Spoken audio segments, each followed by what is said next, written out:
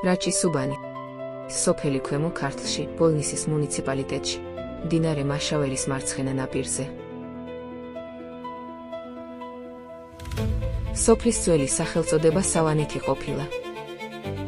რაჭის სუბნის თანამედროვე ისტორია განსაკუთრებით მე-20 საუკუნის შუა პერიოდს უკავშირდება. 1950-იან წლებში აქ ქლუხორიდან ჩამოსახლებული რაჭველები დასახლებულან და სოფლის განვითარებაში მნიშვნელოვანი წვლილი შეუტანიათ. სწორედ აქედან უნდა მოდიოდეს სახელწოდებაც რაჭის სუბანი.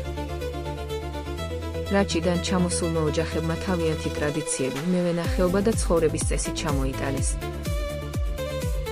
სოფლის ისტორიას კიდევ უფრო საინტერესო ხდის 1651 წელს აშენებული ხიდი, მდინარე მაშავერაზე და 1946 წლიდან ცნობილი მინერალური წყარო, რომელსაც მოგვიანებით ბოლნისით ეწოდა.